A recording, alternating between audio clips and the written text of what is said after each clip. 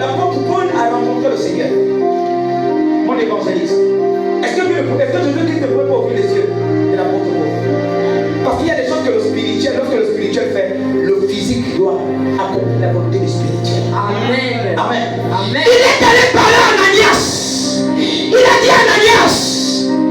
Amen. Amen. Il y a des gens qui vont porter ta grâce. Mais si toi tu es orgueilleux, plus, tu ne vas rien recevoir. À un moment donné, il faut t'accommoder à ce qu'on appelle l'humilité pour recevoir la grâce. Amen. Amen. Amen. C'est ça la loi. C'est ça la loi. Lorsque vous regardez l'histoire, allez-y, ta femme me fait. Lorsque vous regardez l'histoire de Corneille, Corneille reçoit une révélation, mais Dieu vient passer par l'apôtre Pierre pour venir répondre à la révélation de Corneille. Amen. C'était juste un bon pour t'amener à comprendre que l'humilité, toi qui as besoin de grâce, à un moment donné, Dieu peut envoyer quelqu'un pour te bénir. Amen. Dieu avait envoyé Potiphar pour élever Joseph. Dieu avait envoyé qui? Les chansons dans le penantier et les chansons dans la prison pour élever Joseph. Dieu a envoyé qui? Dieu a envoyé le plus grand des francs-maçons.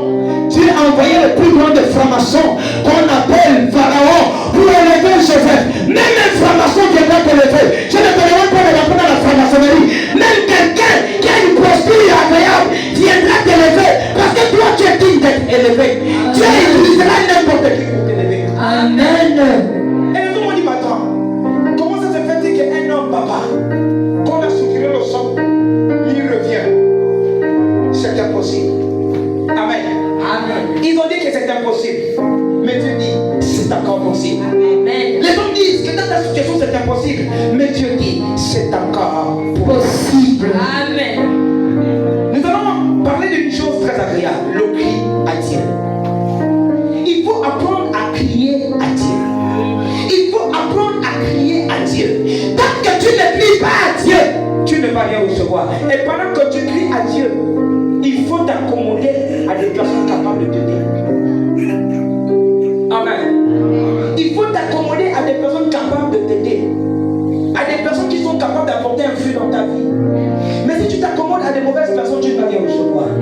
C'est même dans les lieux. Lorsque tu cries à Dieu, si tu es dans un mauvais lieu, tu ne vas rien recevoir. Amen. Tu vas faire 10 ans, 3 ans, 4 ans, 5 ans, 1 an et qu'on sort. Parce que tu aurais crié dans un mauvais lieu. Amen. Mais lorsque tu cries dans le lieu de ta bénédiction, Dieu te bénit, demeure à ce lieu. Amen. Parce que tous les lieux ne sont pas propices à la bénédiction. Tous les lieux ne sont pas propices à la bénédiction. La femme est allée depuis le médecin, mais il y avait un seul médecin qui avait sa guérison en lui. Il y avait un seul médecin qui avait sa guérison. Et ce médecin, c'est Jésus-Christ. Amen. Amen. C'est Jésus-Christ.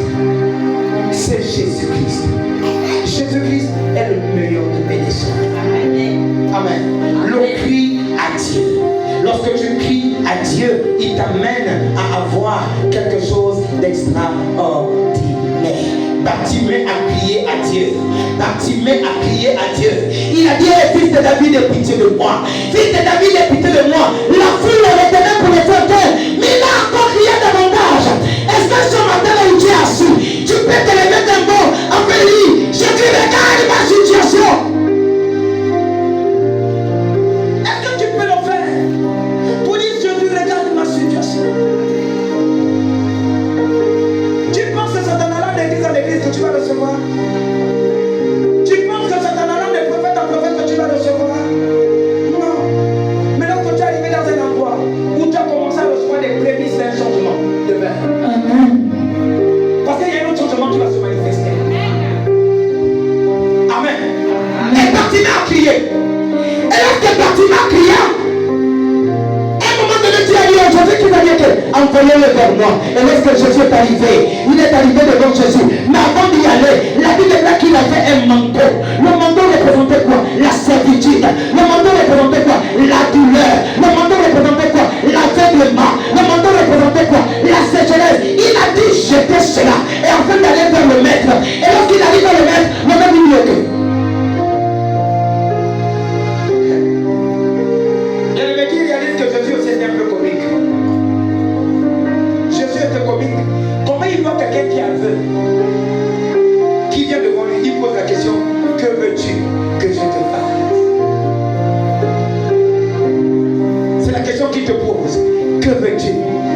te fasse.